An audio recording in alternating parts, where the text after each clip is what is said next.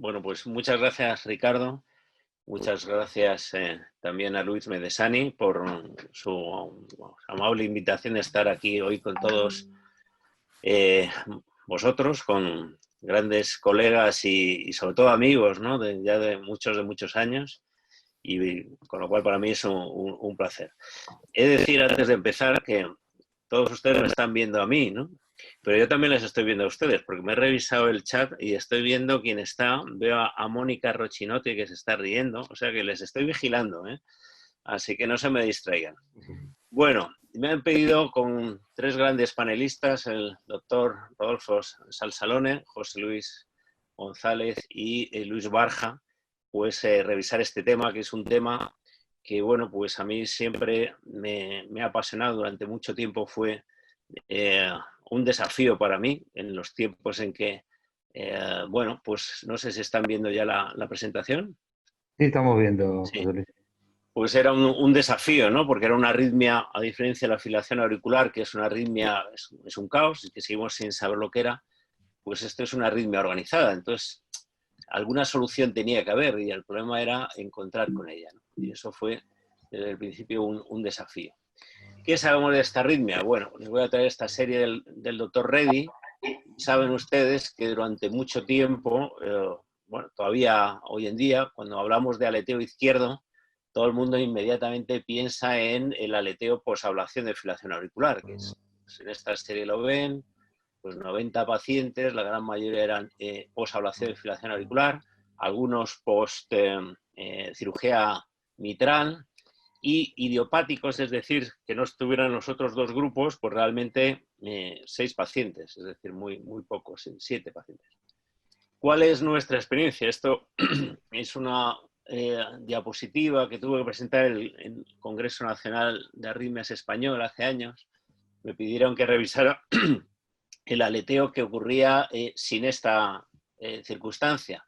Revisé los últimos 107 pacientes y lo que vi es que en nuestra experiencia el 60% no cumplían eso. Es decir, eran pacientes que, bueno, algunos tenían cardiopatía isquémica, alguna dilatada, pero muchos, la mitad aproximadamente, no tenían nada. Eran simplemente personas mayores, no había una relación hombre-mujer y como mucho hipertensos. Dentro del aleteo atípico, la gran mayoría, el 90%, venían de la aurícula izquierda. Dentro de la aurícula izquierda, bueno, pues qué mecanismos puede haber. Y bueno, pues todos ustedes esto lo conocerán. Pues lo típico, perdón, es el flúter perimitral, antehorario, horario, igual que el aleteo en derecho, pues el izquierdo, pero alrededor de la mitral, ¿no? Luego tenemos el aleteo que ocurre en torno a las venas pulmonares. Generalmente esto gira en torno a un par de venas. Es muy raro que gire en torno a una sola vena. Yo habré visto recuerdo dos pacientes. Y luego tenemos de orejuela izquierda, se han descrito alrededor. Dentro, hasta donde se nos ha descrito, nosotros sí tenemos una serie de unos 3 pacientes. Y finalmente el cuarto tipo del aleteo izquierdo es lo que nosotros llamamos mural, conocido también como reentradas pequeñas, o alguna gente la ha llamado incluso microrreentrada, pero bueno, yo creo que es un mal término. Este es el mecanismo clásico. Esto es un mapa de activación en un TAC de aurícula izquierda y bueno, pues lo rojo es lo más precoz, lo naranja sería lo siguiente, amarillo, verde, azul, es decir, es una rotación antihoraria en torno al anillo mitral, un flúter, un aleteo perimitral. Luego tenemos lo que les he comentado, el mural, que es el otro fenómeno frecuente que vemos y que, bueno, lo definimos como aleteos que son un circuito pequeño, que lo localizamos haciendo encarrilamiento, ciclo-retorno en una zona muy limitada. La actividad en esa zona cubre aproximadamente el 75% de la longitud de ciclo del aleteo y habitualmente, bueno, lo que vemos en esta zona son una zona de conducción lenta con electrogramas fraccionados de larga duración. Desde esta zona se produce una activación centrífuga del resto de la aurícula y esto nos puede llevar a confundirnos y pensar que es una taquicardia focal. Luego podemos discutir un poco sobre esto. Y la ventaja que tiene este mecanismo, a diferencia del perimetral, es que normalmente lo podemos ablacionar con aplicaciones focales, muy frecuentemente simplemente con una. Esta es la proporción. En nuestra serie, la mitad de los aleteos izquierdos son perimetrales, murales lo vemos un 30% y el 20% restante es perivenas o orejuela, pero fundamentalmente perivenas. Esta es una diapositiva también antigua ya de los primeros flúteres murales donde se localizaba. Teníamos incluso alguno en la aurícula derecha, pero generalmente está en esta localización. En el techo septal, y también vemos en la pared posterior. Es muy raro, bueno, creo que he visto uno en pared inferior y lateral de vez en cuando se ven algunos también, pero las localizaciones típicas son estas o pared posterior. Bien, dicho esta introducción, nos centramos ya en lo que sería el estudio electrofisiológico, porque cuando lidiamos con una de estas arritmias, lo primero es saber si realmente es un aleteo o es una taquicardia focal. Es la primera pregunta, ¿no? Y bueno, pues es relevante, ¿no? Es relevante porque el abordaje es totalmente distinto. Si pensamos que es algo focal, hay que buscar la actividad más precoz. En cambio, si es una macro reentrada, pues ya la actividad más precoz no nos vale y además el abordaje a la ablación ya no es aplicaciones focales, sino normalmente son lineales, cortando el circuito, o focal, pero no sobre la zona más precoz, sino sobre un istmo de conducción lenta. Es decir, es relevante establecer el mecanismo. ¿Cómo lo podemos establecer? Bueno, cada uno de ustedes pueden pensarlo ahora. ¿Cómo lo harían en el laboratorio? Les llega una taquicardia auricular, porque son todas taquicardias auriculares, y aquí la cuestión es decidir si esto es focal o es reentrante.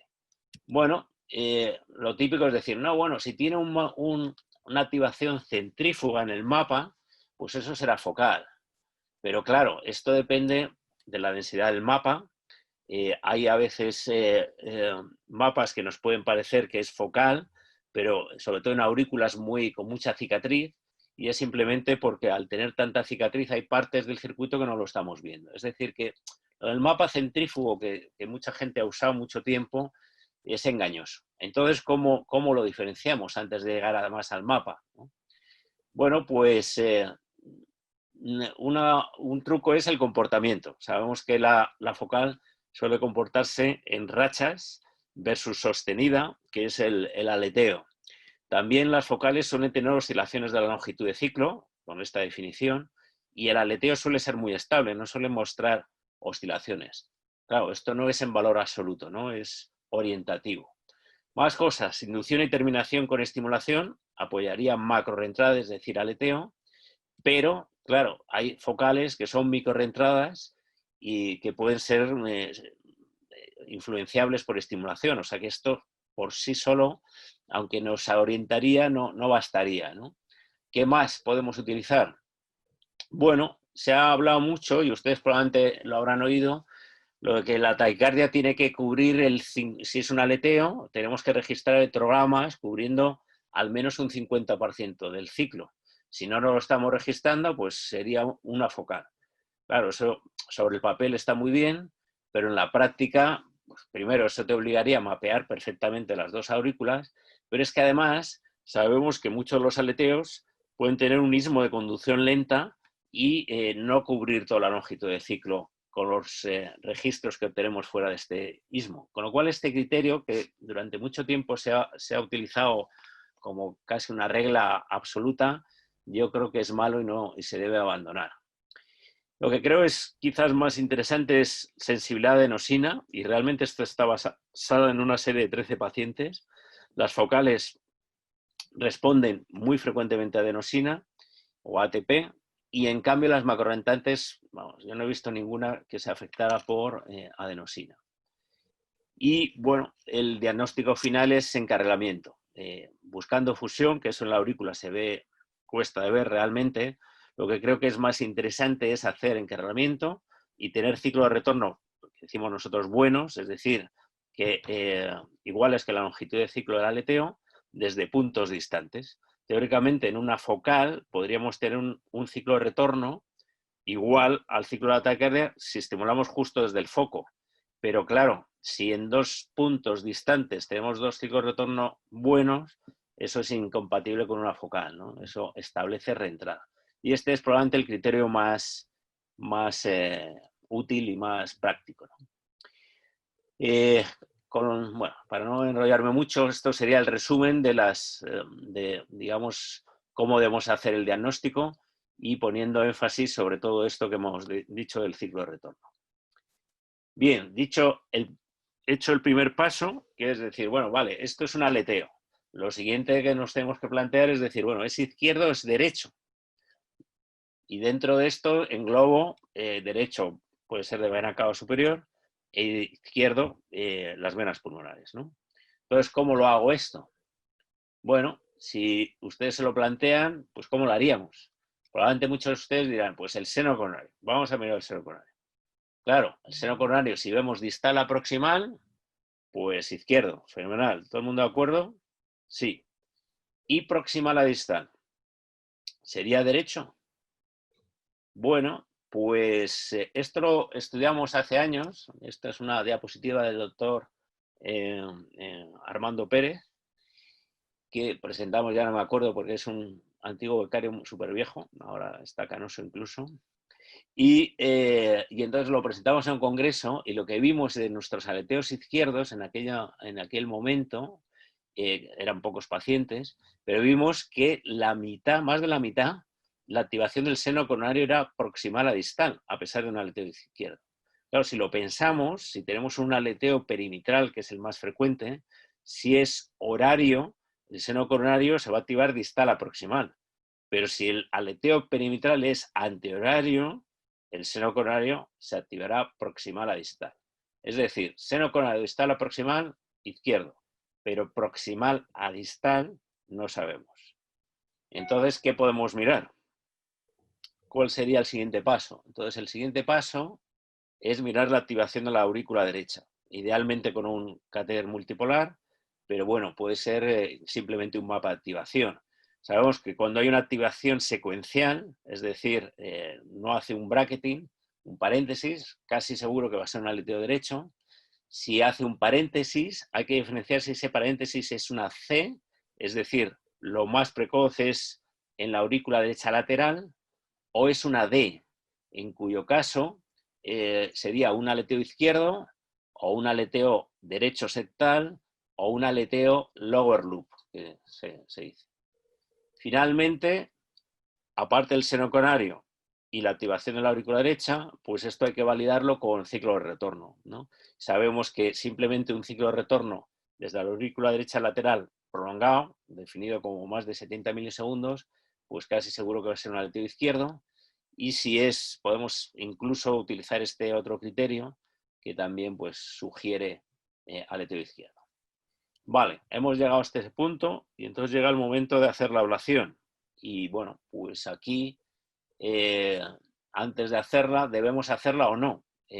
Los últimos guidelines de la Sociedad Europea de Cardiología pues han cambiado un poco, porque antes exigían que se hubiera probado un fármaco antiarrítmico antes de indicar la ablación.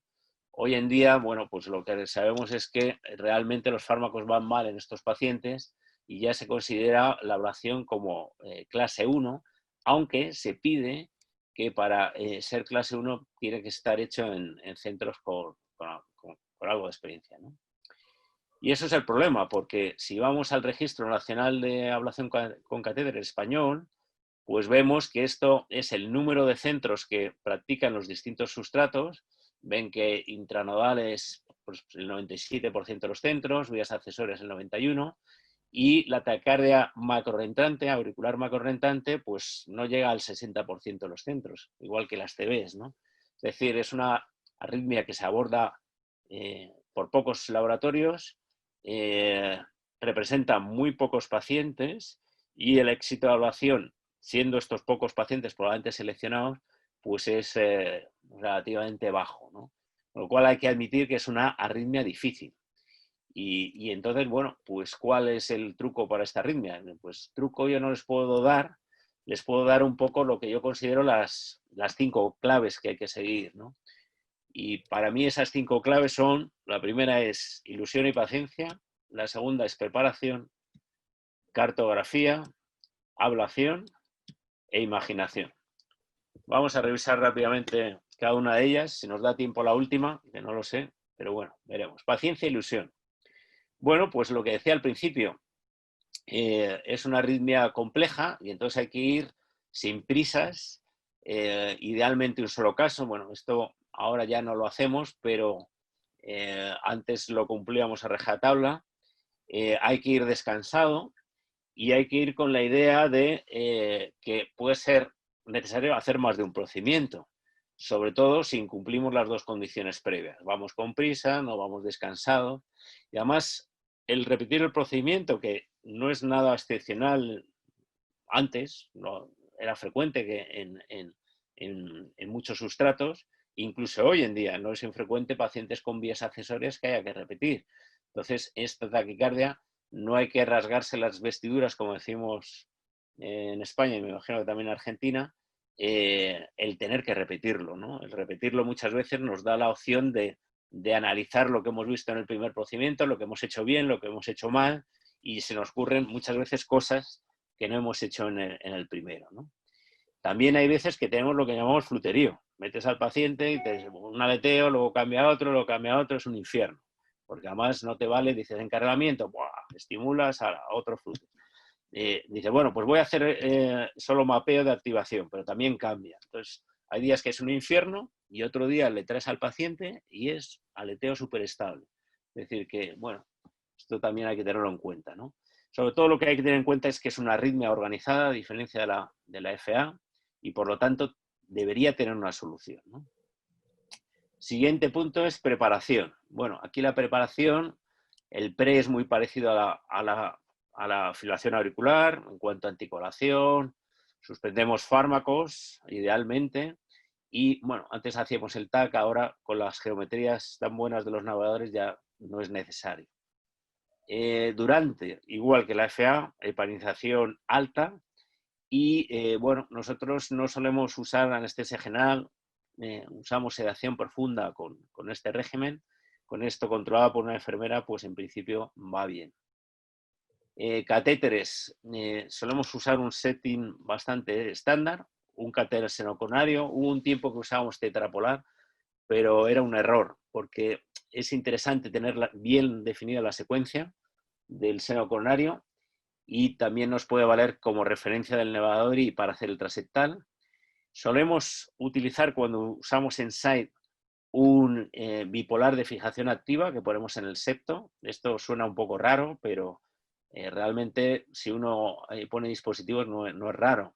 Antes había 3 marcas en el mercado, ahora solo queda una, que es el Tendril de Abbott, y es nada más que un electrodo marcapasos más largo para poder ponerlo por la pierna. Se fija fácilmente en el septo y en cuanto a costo, pues es un poco más que un catéter diagnóstico, ¿no? O sea, tampoco es para tanto.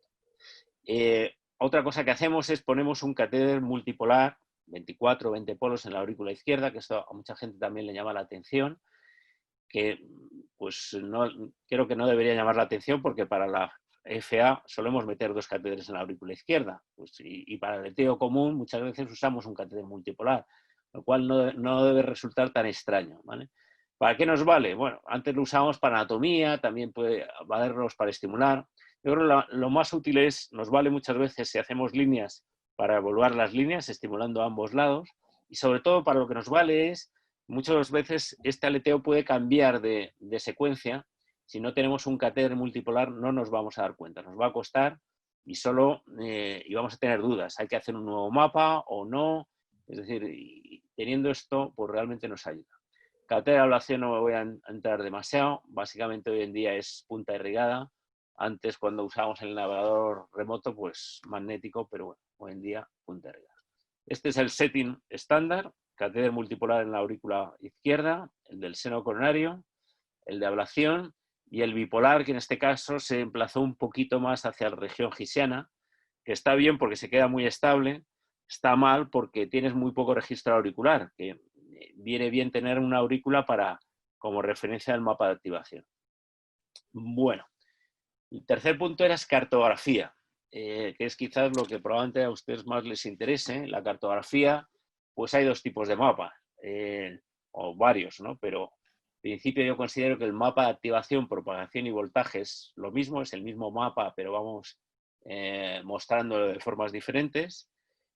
El otro mapa que podemos hacer es de ciclo de retorno, que ahora les mostraré algún ejemplo, que no es nada más que trasladar los valores de ciclo de retorno a un mapa de activación, artificialmente lo creamos, y es útil porque en vez de estar recordando valores de ciclo de retorno, pues los pintamos en el mapa, así no hay que recordar nada. Y bueno, se puede emplear algún otro mapa que luego les mostraré. Mapas de activación. Bueno, este es el ejemplo que he puesto al principio, yo creo que es fácil, es los que estén familiarizados. Aquí está la escala, el rojo es lo más precoz. Aquí verán que es un mapa un poco feo, porque se ve así como con isocronas, ¿no? Estos mapas se pueden poner muy bonitos, muy difuminados, pero muchas veces es mejor ponerlos con estas isocronas muy gordas porque son mucho más claros. Nos da una idea claramente cómo está girando y también nos da idea de dónde se acumula la conducción lenta. Cuando vemos isocronas muy grandes, por aquí esto va muy rápido. Cuando vemos que las isocronas se juntan y son banditas pequeñas, ahí hay conducción lenta. Bueno, este era un flúter perimetral antihorario. Este es con otro navegador, este es un caso de arritmia y bueno, pues se puede hacer, es lo mismo, la misma idea, pero aquí vemos que el rojo, naranja, amarillo, verde, celeste, azul, violeta, en este caso es un perimetral, pero en este caso es horario. ¿Vale? Otro ejemplo, ¿alguien se atreve a decir esto? ¿Qué tipo de aleteo es? Bueno, he de decir que los mapas, cuando es un flúter perimetral, bueno, pero incluso a veces ponemos el mapa de activación y desafiamos a ver por dónde va el circuito y salen 2 o 3 interpretaciones posibles, ¿vale? Y muchas veces es difícil. Por eso luego les mostraré lo de los de ciclo de retorno. En este caso era un mapa, era un aleteo de los que hemos llamado murales, girando en torno a esta cicatriz. Dice, bueno, ¿y aquí por dónde pasa? Bueno, pues aquí probablemente hay una zona un poco de conducción lenta, aquí o aquí, porque ven que faltan colores, ¿no? Falta el violeta, probablemente aquí está la zona de conducción lenta, ¿vale? Otro ejemplo de algo parecido, y aquí ven la zona de conducción lenta, ven donde faltan los colores, falta el azul, está el violeta, pero faltaría el blanco, que es lo que tiene el Insight, faltan colores, pues donde están los colores es la zona de conducción lenta, que suele estar donde la cicatriz.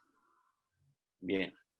El tipo de electrogramas que vemos en estos aleteos murales son circuitos pequeños. Claro, si es un circuito pequeño y si encima el aleteo es lento, eso implica que tiene que tener conducción lenta, porque un circuito pequeño que es lento, pues tiene que tener una zona de conducción lenta. Entonces, suele estar aquí donde faltan los colores y son este tipo de electrogramas fragmentados, anchos, que si uno los encuentra, pues fantástico, porque sabe que con una aplicación focal, pues se va a terminar ahí, ¿no? Últimamente estamos utilizando mapeos de alta densidad y pueden ver la cantidad de puntos que se pueden conseguir con este tipo de catéteres, el HD Grid, pues 26.000, más de 26.000 puntos, aunque luego se usen solo 5.000. Claro, esto es una salvajada que hacerlo punto a punto manual pues no es viable, ¿no? He de decir que, bueno, tiene ventaja, puedes hacer un mapa muy rápidamente, pero también tiene sus limitaciones, porque si te empieza a meter información no válida, te puedes volver loco, ¿no?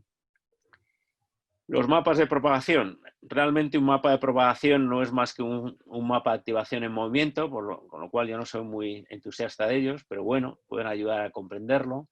Tenemos los Sparkling Maps que usa el Insight, que bueno, es un mapa de activación que además te pone las bolitas estas. Bueno, yo no le veo muy interesante. Tenemos los mapas del Rhythmia, a ver si esto corre.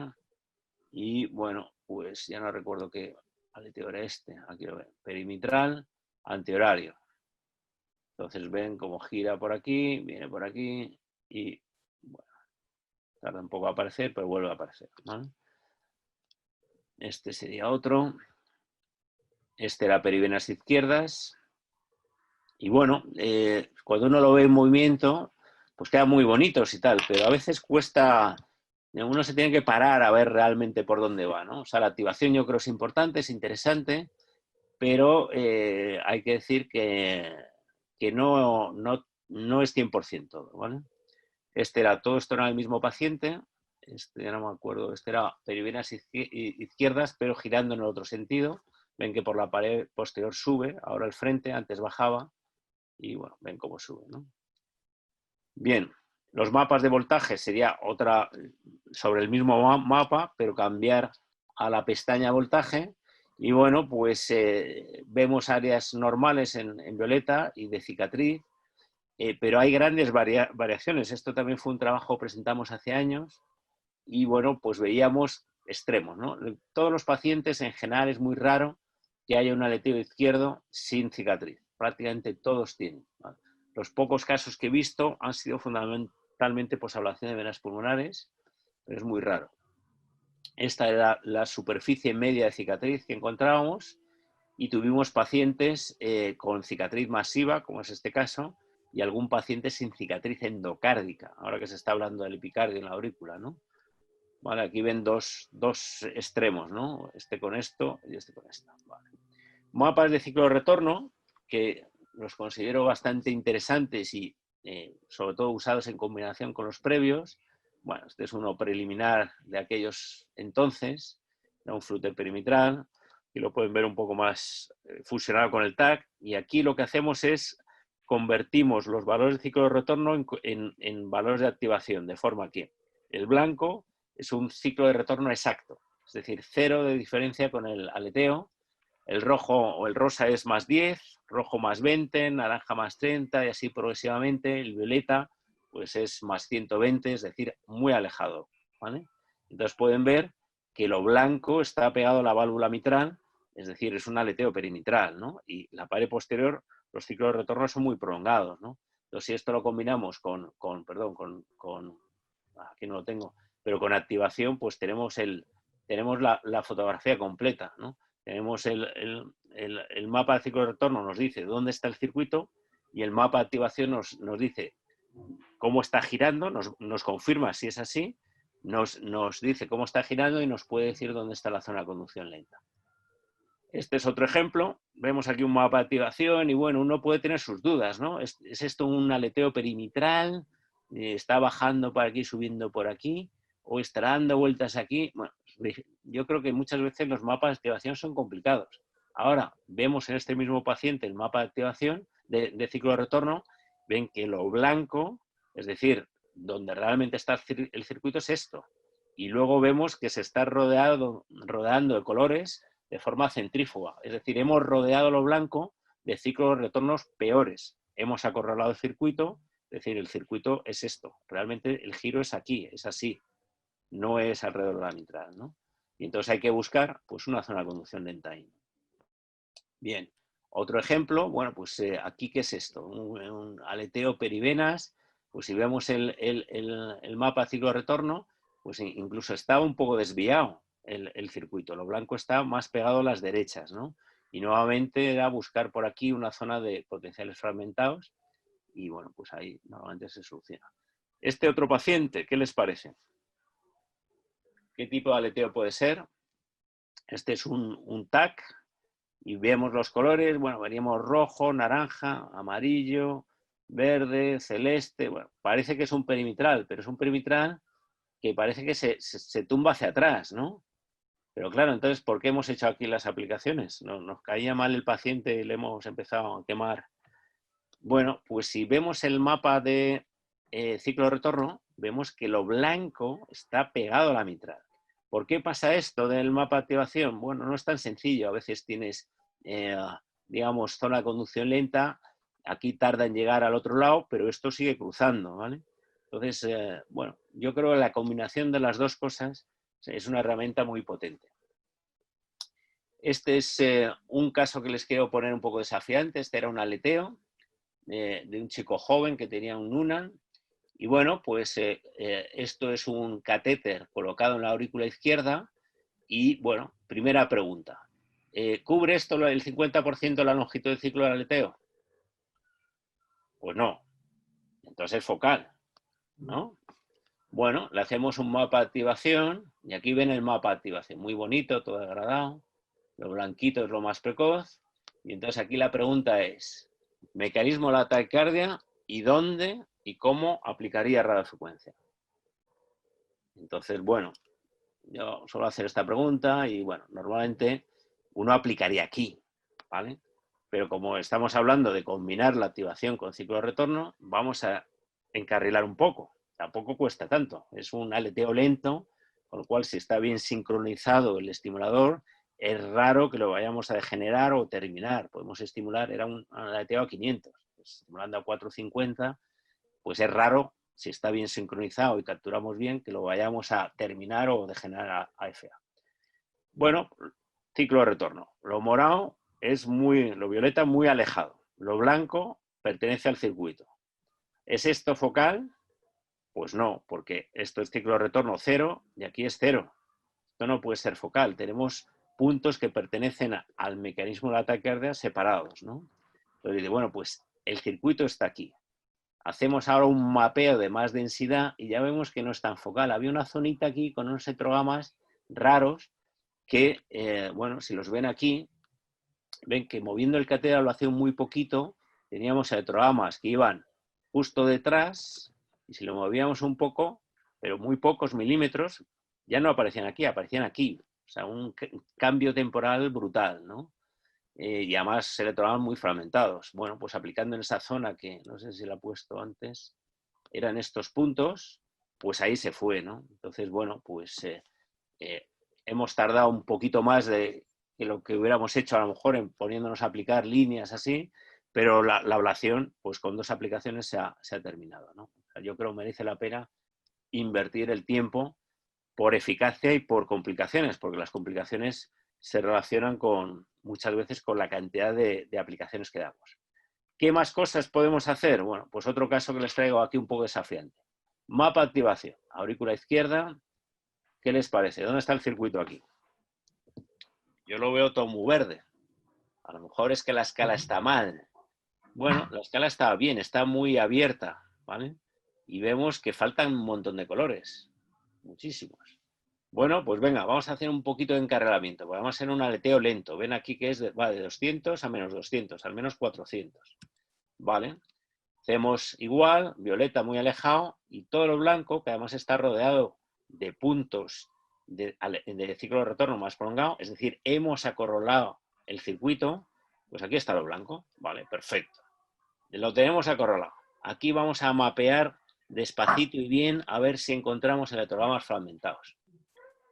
Pues aquí ven, y vemos que en el catéter de ablación nos fuimos a este punto, porque aquí era donde veíamos un poco más de cicatriz, de hecho aquí aplicamos, y ven que en este punto, pues realmente no se ve nada en el catéter de ablación, no había nada.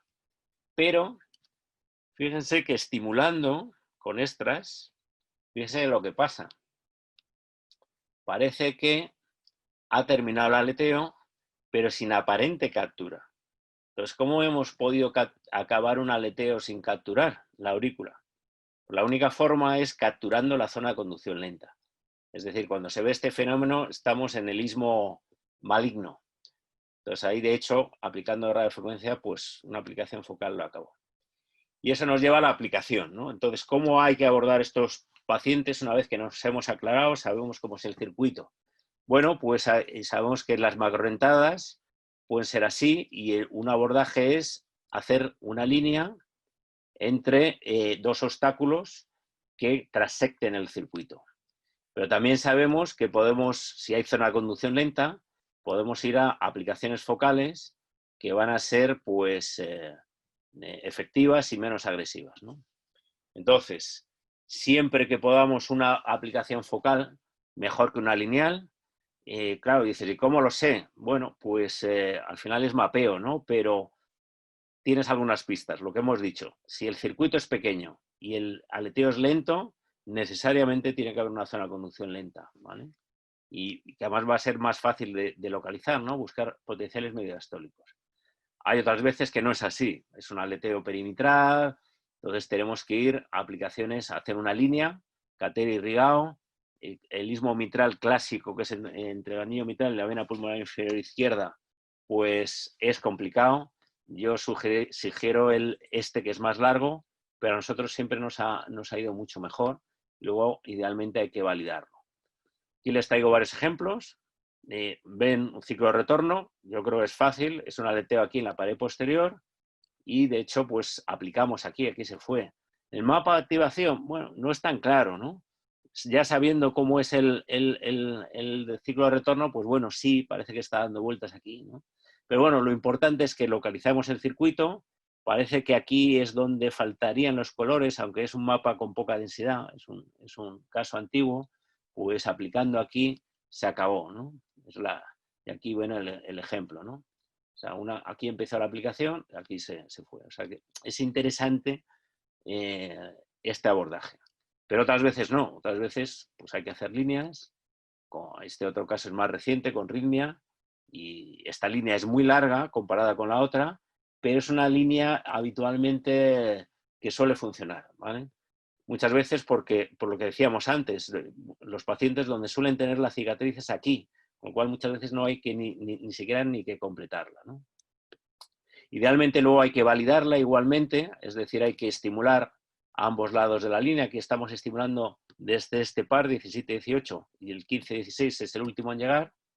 Y si estimulamos del 15-16, ahora el último en llegar es el 17-18, es decir, bloqueo bidireccional, ¿vale? También lo podemos hacer con el navegador, estimulando desde aquí. Ven que esto llega muy tarde, es decir, tiene que dar la vuelta todo alrededor, ¿no? Bueno, esto me lo voy a saltar porque...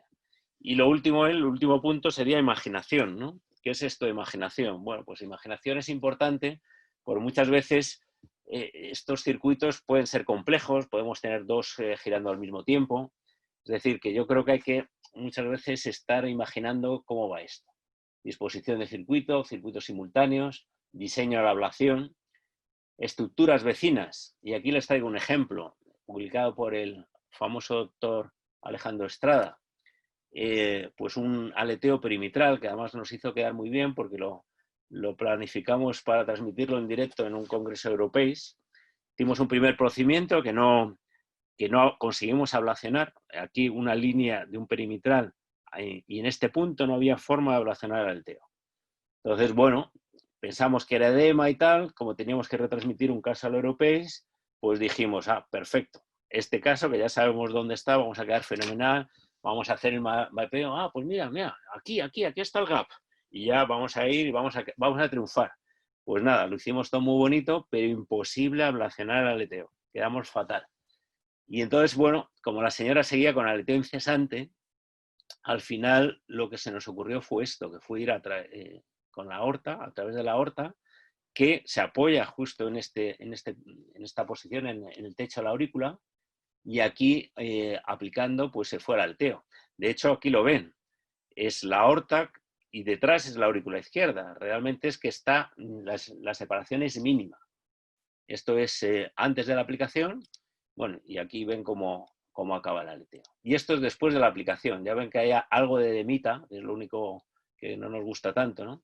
Se forma algo de edema después de la aplicación. Bueno, esta es la publicación. Y nada, para no extenderme más, como para concluir, arritmia difícil pero organizada y abordable. Cartografía yo creo que tiene que ser combinada de voltaje, encargamiento. Fundamental, yo creo que es probablemente la ablación que más requiere el uso del navegador. Bueno, también ahora la TV, ablación de sustrato, también sería el otro. Y la ablación pues debe ser focal cuando sea posible. Y bueno, navegador remoto ya no lo estamos usando, pero en aquellos entonces sí lo usábamos. Y recordar las 5 claves sería el mensaje final. Esto es una foto de Coronavirus City, que es lo que ha sido Madrid en este último mes. Pero bueno, siempre se puede estar peor y les traigo aquí un vídeo en este sentido. Amigo, ¡por tu puta madre! ¿En qué año estamos? ¿En el 2020? 2020 no puede ser. ¿Estamos en donde está el coronavirus o los zombies? No son como que los zombies, amigo. Siempre se puede estar peor. Muchas gracias por su atención. Bueno, muchas gracias, José Luis, por la excelente presentación. Te felicito. Te doy la palabra, Luis, para que presentes a los comentadores, para que hagan las preguntas o algún comentario. Bueno, a ver si se escucha bien, espero que se escuche bien. Bueno, yo voy a presentar a Luis Barja, Sí, sí, sí. del Hospital Austral, jefe de electrofisiología del Hospital Austral, José Luis González, de Fundación Favaloro, y Rodolfo Sansalone, del Hospital de San Juan de Dios y la Clínica Olivos. Primero lo que voy a hacer es darle la palabra a ellos, a ver si tienen alguna pregunta. Me parece que va a estar interesante porque todos tienen mucha experiencia con estas cosas. Así que el que quiera, Luis, José Luis, Rodolfo. Bueno, no sé si se escucha. ¿Se escucha bien ahí? Sí, se escucha bien. Bueno, primero, buenas tardes y buenas noches a José Luis. Gracias siempre por sus enseñanzas y su colaboración en el aprendizaje de todos nosotros. La verdad que tener 200 participantes muestra simplemente la necesidad de seguir practicando estas cosas y aprendiendo y sobre todo el arrastre que tenés para con nosotros, ¿no? Es decir, el cariño y el nivel docente que siempre nos das. Muchos hemos aprendido muchísimas cosas gracias a ti y creo que eso es lo más importante y el reconocimiento lo tenés, que hay 200 electrofisiólogos escuchándote en este momento difícil que todo el mundo está pasando. Pero bueno, yo voy a hacer una pregunta muy cortita, pero es acerca de lo que nos pasa muchísimas veces. Nosotros nos dedicamos muchos a las afiliaciones auriculares long standing, justamente, y algunas permanentes. Y lamentablemente eso es muy trabajoso para todo el mundo.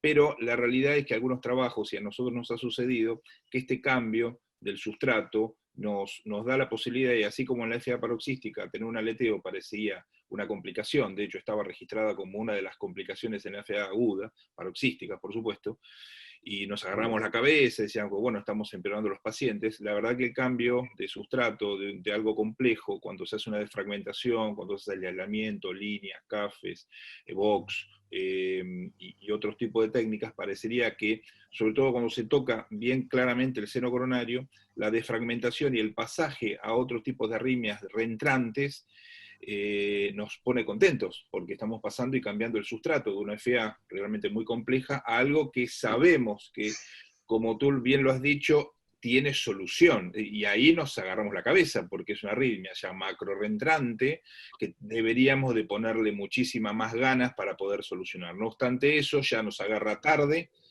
nos agarra cansado, nos agarra con ganas de irnos, entonces muchas veces es cierto de que uno puede continuar y haciendo líneas y haciendo rápidamente y cambiando la cabeza y el sistema puede hacer un mapa nuevo, pero otras veces no.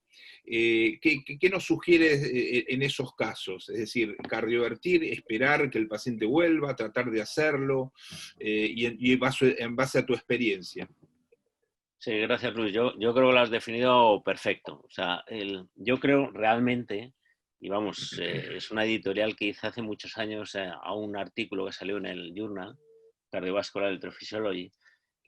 O sea, que no es una cosa nueva, sino yo sugería que realmente los aleteos que se ven post-ablación FA no es que estemos generando proarritmia, es que, digamos, estamos poniendo en manifiesto una enfermedad que había debajo una vez que hemos eliminado la fibrilación auricular. Es decir, hay zonas de conducción lenta ya persistentes, ¿no? Eso lo vimos con los aleteos comunes y el doctor Abelló tiene un artículo pendiente de publicar de hace 1000 años, por mi culpa, pero claro, a ver si lo retomamos, Mauricio.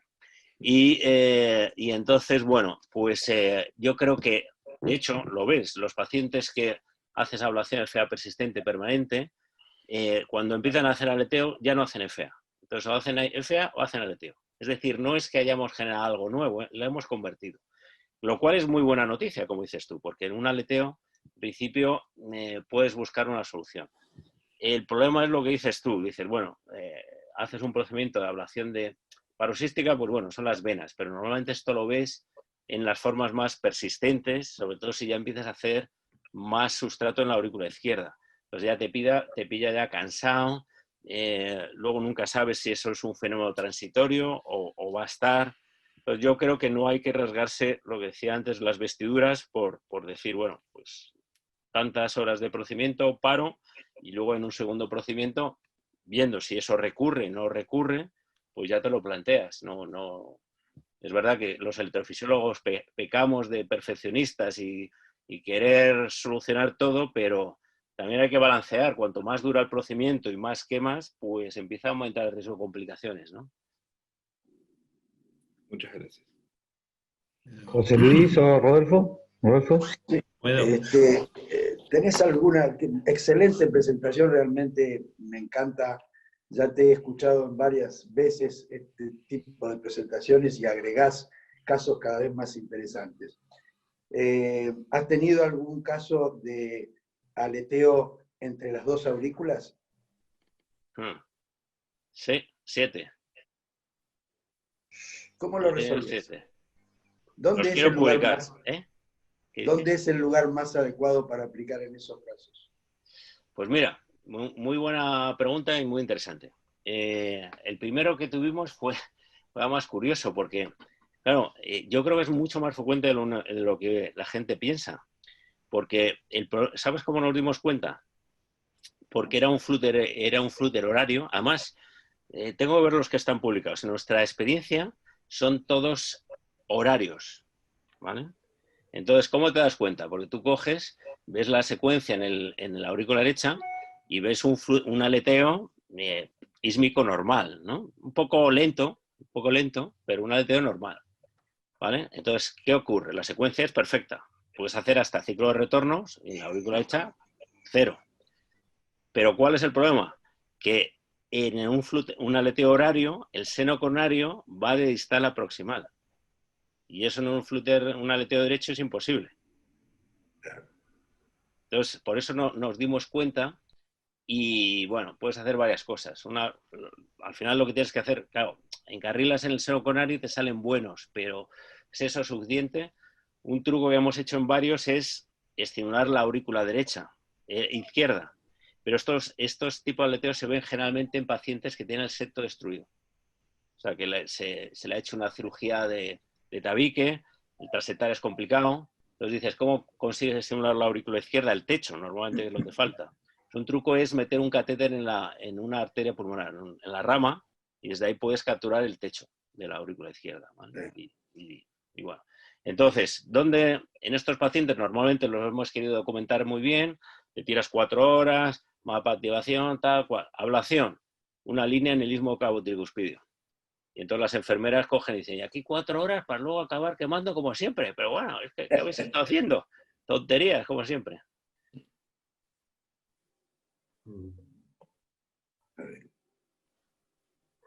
Bueno, oye, José Luis, excelente presentación, como siempre. No quiero perder tiempo en elogios, pero los mereces. Yo lo que te quería preguntar, si con en tu opinión, en tu experiencia, lo que te parece, si con esta nueva técnica de, digamos, hacer el mapa del ciclo de retorno, se podría tener mayor éxito cuando tenemos sismos perimetrales y se podría llegar a tener el mismo éxito que es mayor cuando son gaps de las venas pulmonares. Si te parece que esto puede mejorar el éxito, haciendo ablaciones más puntuales. Sí. Bueno, gracias Billy por la pregunta. Digamos, nosotros al principio hacíamos unos mapas de ciclo de retorno súper densos. O sea, la media era 40-50 puntos. Eso lo dices a cualquiera. Habéis hecho 50 encargamientos. Hoy en día realmente para un aleteo perimetral, con hacer 3 o 4 alrededor del anillo mitral te vale, ¿vale? O sea que tampoco es tanto. Hay mucha gente, sobre todo con estos mapeos de alta densidad, catéteres, que lo fían todo al mapa de activación. Pero el mapa de activación ya lo hemos visto. Muchas veces puedes tener 3 o 4 circuitos que parecen, o sea, perivenas, perimetral, o sea, no es todo, ¿no? Entonces yo siempre abogo por intentar hacer al menos 3 o 4 puntos de encarrilamiento. Es verdad que a veces no se puede, porque estimulas y degenera o tal, pero bueno, siempre que se pueda, en nuestra experiencia, 85% de los pacientes se puede. Las venas, el perimetral es la mitad de los casos, con lo cual es relativamente straightforward, o sea, es es tener una secuencia, un mapeo de activación un poquito sugerente y haces los 3 o 4 puntos alrededor del anillo mitral y ya está. Perivenas puede ser un poco más complicado, o gap en las venas. Ahí, bueno, pues sí es interesante el mapeo de alta densidad, porque normalmente es un punto. Entonces, bueno, encuentras una zona con potenciales fragmentados y tal, entonces ahí sí puede ser interesante. Gracias. Bueno, el Luis. doctor Hardy creo que quería hacer una pregunta, no sé si Sí. la última y terminamos. Sí. Estoy en el aire. Sí. Hola, Sí, ¿qué sí, tal? sí. Estás, Karina. Hola, Gracias. muchas gracias por la ¿Cómo invitación estás? y gracias, José, excelente presentación. Tengo dos preguntitas rápidas. Una un poco relacionada a lo que había preguntado Luis sobre la taquicardia vía auricular. Justamente las líneas mitrales, la línea anterior que vi que mostraste bastantes casos con la Ya sé línea lo que anterior, dices, que es una línea muy, muy larga, ¿no? Entre la superior derecha y el anillo mitral, donde pasa el haz de Bachmann, y hace con que realmente en aurículas con mucha cicatriz se predisponga a esto. Entonces, ¿cuál es la línea más que en tu experiencia te gusta más? Hay una publicación reciente de una línea superolateral que está arriba de la línea lateral posterior, pero que tiene el problema de que pasa la circunfleja y también hay un poco más de taponamiento cardíaco. Y la segunda pregunta es si tenés alguna experiencia con la alcoholización para tratamiento de flutter de aleteos auriculares izquierdos. Valderrano hace tantas presentaciones sobre eso, parece algo muy, muy bueno, algo muy rápido. Si tenés alguna experiencia sobre eso. Sí, muchas gracias, Karina. Te he visto antes en el panel de participantes, así que sabía que estabas ahí. Pues, a ver, preguntas muy buenas. A ver, la línea esa que dices, nuestra línea por defecto es la que contaba, entre el anillo mitral y la vena pulmonar superior derecha. Es una línea larga, pero como he dicho, normalmente estos pacientes tienen la zona de menos voltaje en la pared anterior, ¿vale? Entonces, aunque es más larga que la clásica del istmo mitral, la clásica del istmo mitral normalmente es tejido sano y encima tienes el seno coronario robando calor, con lo cual el 80% de las veces tienes que dar dentro del seno coronario. Bueno, tampoco es tan grave dar dentro del seno coronario, salvo porque está ahí la circunfleja. O sea, que si tienes miedo de dañar una coronaria, ahí sí que tiene riesgo, ¿no? Entonces, esta línea normalmente funciona. No siempre. He puesto el ejemplo de la mujer de la aorta, y en los pacientes que no nos ha funcionado en general es en pacientes más jóvenes, sobre todo posablación FA. Es decir, que tienen muy poca cicatriz en la aurícula izquierda y grosores de aurícula probablemente gruesos. Como dices, está el Bachmann. Ya ha habido algunos que ha sido imposible. Y hemos probado de todo. Entonces, yo me he llegado a plantear lo del alcohol, que dices de irme con Miguel, que es el que me enseña la técnica y hacerlo, ¿no? Bueno, ahora estamos probando una cosa diferente y de momento son muy pocos pacientes, pero nos está yendo bien. Veremos a ver. Perfecto, muchas gracias. Excelente presentación. Gracias, Karina. Bueno, no sé, Ricardo, si querés decir algo, me parece que ya estamos en tiempo. También por el doctor Merino, Bueno, que ya son las 12 de la noche ya. Exactamente. Muchas gracias, José Luis, por tu colaboración con la Sociedad de Electrofisiología. Gracias a todos los electrofisiólogos que participaron, que fueron muchísimos en este webinar, mucha gente del interior y del exterior también. Así que gracias a todos. No sé si Luis quiere decir algo más. No, igualmente, muchas gracias a todos, a los que están, José Luis González, Luis, Barja y Rodolfo, y al doctor Merino por tomarse este tiempo con nosotros, que la verdad que por la hora es muy valorable y como siempre la charla es impecable. La verdad que uno aprende muchísimo con esto, así que muchísimas gracias. Bueno, muchas gracias a vosotros y nada, a ver si se acaba ya la pandemia esta horrible y podemos hacerlo esto, pero en persona. Sí, tal cual. Bueno, muchísimas gracias a todos. José, Sí. José, tu aula fue tan buena que yo no sé si se diste cuenta, yo estoy manejando y estoy mirando Sí, tu sí. aula. Estás manejando. Así que estoy manejando, no sé si te diste cuenta, la charla entera, así que buenísima. Gracias, Karina, por la participación. Gracias. ¿Verdad? Tener Gracias. seguro a Nos mano. Gracias, Sí, seguro. José Luis González, Billy Sansalone y Luis Barja. Muchas gracias por su participación. Muchas gracias, José Luis. Muchas gracias. Merino. Chao, Adiós. chao. Gracias, José Luis, gracias a todos. Gracias a Saludos. todos. Gracias. Gracias. Cuídense Felicitaciones mucho, a por todos. favor. Gracias. Abrazo. Gracias. Chau, chau. Gracias.